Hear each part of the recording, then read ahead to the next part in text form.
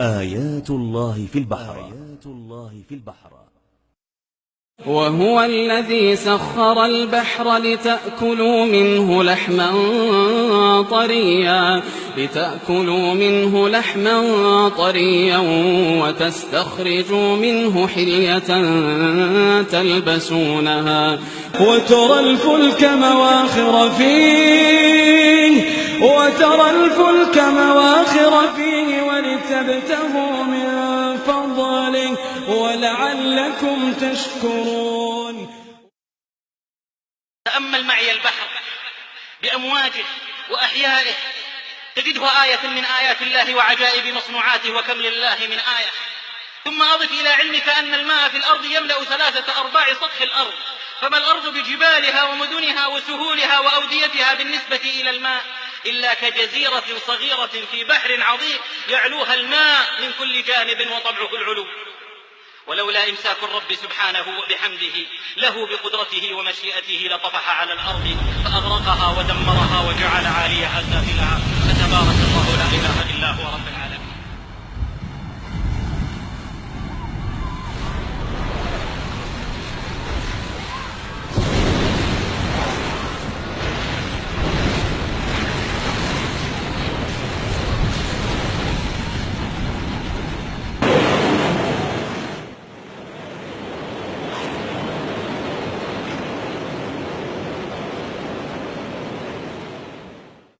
ثم تأمل معي أخرى عجائب البحر وما فيه من الحيوانات على اختلاف أجناسها وأشكالها ومنافعها ومضارها وألوانها، تجد عجبا وقدرة قادر جل وعلا. في البحار حيوانات كالجبال لا يقوم لها شيء، وفيه من الحيوانات ما يرى ظهورها فيظن من عظمها أنها جزيرة، فينزل عليها الركاب ويشعلوا نارهم فتحس بالنار إذا أوقدت فتتحرك فيعلم أنه حيوان، كما ذكر ابن القيم ذلك في مفتاح دار السعادة.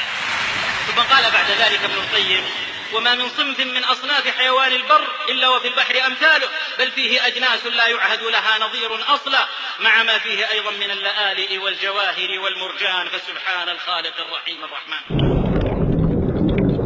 الكون كتاب مسطور ينطق تسبيحا وتوحيدا، وذراته تهتف تمجيدا. هذا خلق الله فأروني ماذا خلق الذين من دونه. هذا خلق الله فأروني ماذا خلق الذين من دونه بل الظالمون في ضلال مبين.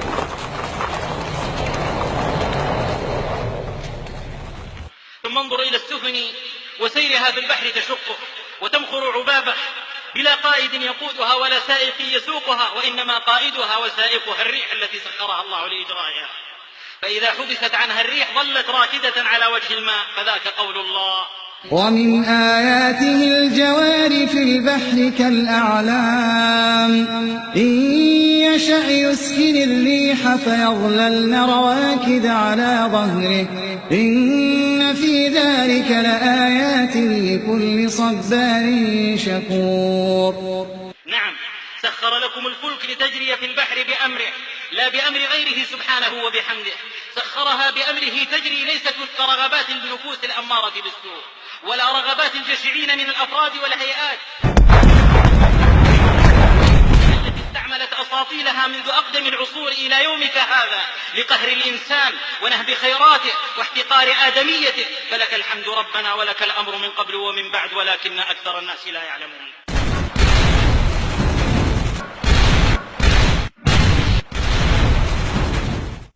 تأمل معي أخرى كيف مد الله البحار وخلطها وجعل مع ذلك بينها حاجزا ومكانا محفوظا، فلا تبغي محتويات بحر على بحر ولا خصائص بحر على آخر عندما يلتقيان. إن في ذلك لآيات لأولي النهى. في إيران أنهار عندما تلتقي بمياه البحر ترجع مياهها عائدة إلى مجاريها التي أتت منها، ونهر الأمازون يجعل مياه المحيط الأطلسي عذبة لمئات الكيلومترات من مصبه فيه، فلا يختلط بمياه المحيط الأطلسي، وتلتقي مياه المحيط الأطلسي بمياه البحر الأبيض فتبقى مياه البحر الأبيض أسفل لثقلها ولكثرة ملحها، وتعلو مياه المحيط لخفتها، وكل في مجراه. وكذلك لا تختلط مياه البحر الأسود بمياه البحر الأبيض عندما تلتقي، بل تشكل مجريين متلاصقين فوق بعضهما البعض، فمياه الأسود تجري في الأعلى نحو البحر الأبيض لأنها أخف، ومياه البحر الأبيض تجري في الأسفل لأنها أثقل متجهة نحو البحر الأسود. فتبارك الذي مرج البحرين، هذا عذب فرات وهذا ملح أجاج، وجعل بينهما برزخا وحجرا محجورا، لا إله إلا هو سبحانه وتعالى عما يشركون. وهو الذي مرج البحرين هذا عذب فرات وهذا ملح أجاج وجعل بينهما برزخا وحجرا محجورا. عجائب البحر أعظم من أن يحصيها أحد إلا الله. كشف علماء البحار في النصف الثاني من القرن العشرين أن في البحار أمواجا عاتية دهماء مظلمة حالكة، إذا أخرج المرء يده لم يكد يراها. فعلى عمق 60 مترا عن سطح البحر يصبح كل شيء مظلما في البحار، بمعنى أننا لا نستطيع رؤية الأشياء في أعماق تبعد 60 مترا عن سطح البحر.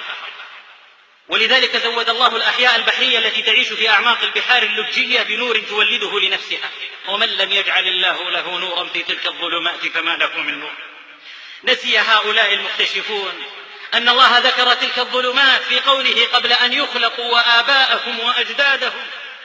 أو كظلمات في بحر لجي يغشاه موج من فوقه موج من فوقه سحاب ظلمات بعضها فوق بعض إذا أخرج يده لم يكد يراها.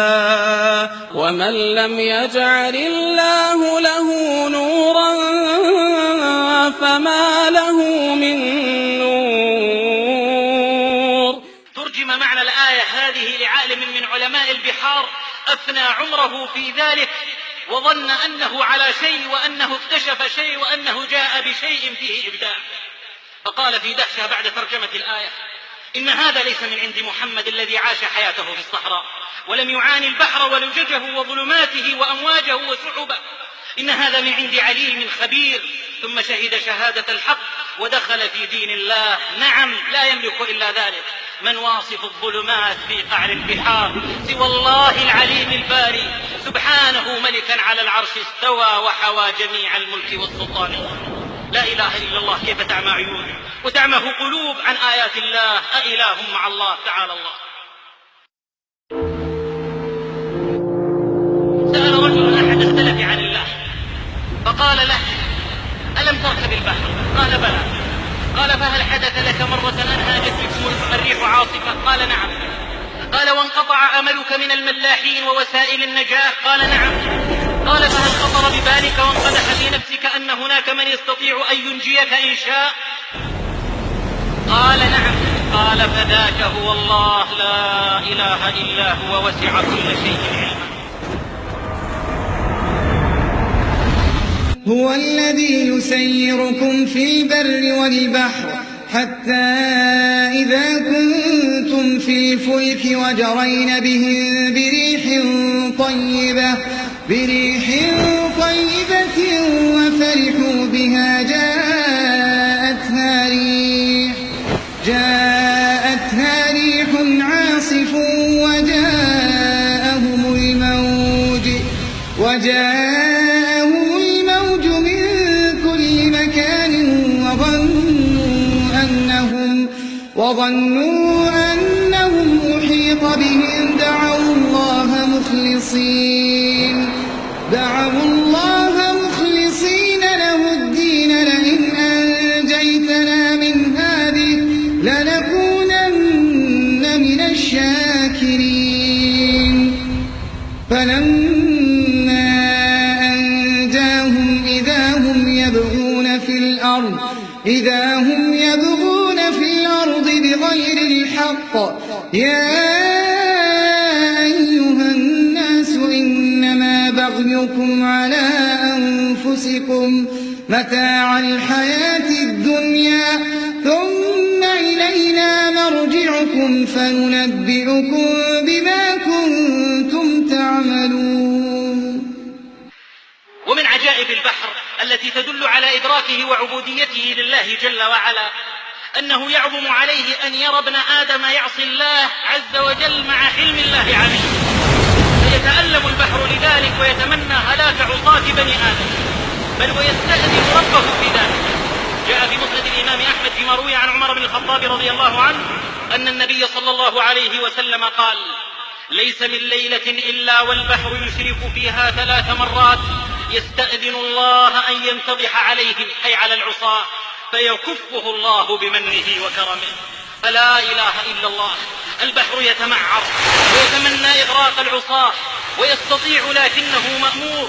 ومنا من لا تحرك فيه المعصية ساكنة، تنتهك حرمات الله وتتجاوز حدوده وتضيع فرائضه ويعاد أولياؤه، ثم لا تتمعر الوجوه. فأين الإيمان يا أهل الإيمان؟ إن في ذلك لآية وكم لله من آية فتأملوا يا أولي الألباب. ظهر الفساد في البر والبحر بما كسبت أيدي الناس ليذيقهم بعض الذي عملوا لعلهم يرجعون.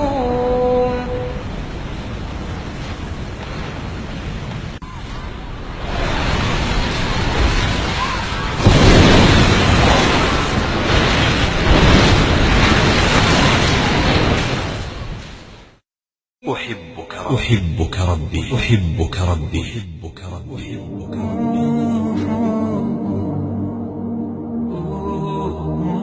I love you.